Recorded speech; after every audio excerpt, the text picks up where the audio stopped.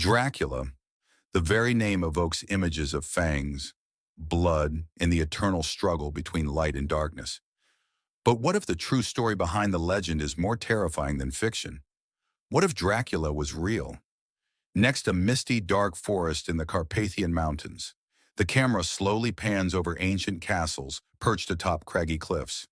In the heart of Eastern Europe, nestled within the shadowy peaks of the Carpathians, lies the inspiration for one of the world's most infamous characters. This is the land of Vlad III, Prince of Wallachia, better known as Vlad the Impaler, or to some, Dracula. Scene 2, historical background. Next, an old map of Europe zooming in on Wallachia, modern-day Romania. The camera lingers on the mountainous regions.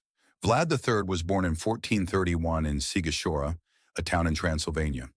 The son of Vlad Dracula, a member of the Order of the Dragon, young Vlad was destined for a life steeped in conflict, betrayal, and bloodshed. Next, images of medieval battles, knights, and the Order of the Dragon insignia. The Order of the Dragon was a chivalric order dedicated to defending Christianity in Eastern Europe against the Ottoman Empire. Vlad Dracula, his father, took on the name Dracula, meaning the dragon, and thus young Vlad became known as Dracula, or son of the dragon. Scene 3. Vlad's reign and the birth of the legend. Next, Vlad the Impaler's reign, focusing on his use of impalement.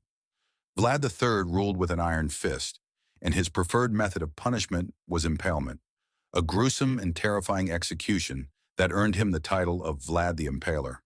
He used fear as a weapon, impaling thousands of enemies, criminals, and even his own people to maintain order and power. Next, rows of impaled bodies and Vlad seated on a throne, his face shadowed and menacing. But Vlad's ruthlessness was not without purpose. Surrounded by powerful enemies, the Ottoman Empire to the south and rival Christian nobles to the north, Vlad needed to project strength. He knew that fear was a powerful tool in the art of war. Scene 4. The Dracula myth and Bram Stoker, next Carpathian Mountains, and an old leather-bound book labeled Dracula being opened. Centuries later, in 1897, the Irish author Bram Stoker would immortalize the name Dracula in his Gothic novel. While Stoker's Dracula was a fictional vampire, the inspiration for the character came from the dark tales of Vlad the Impaler's reign.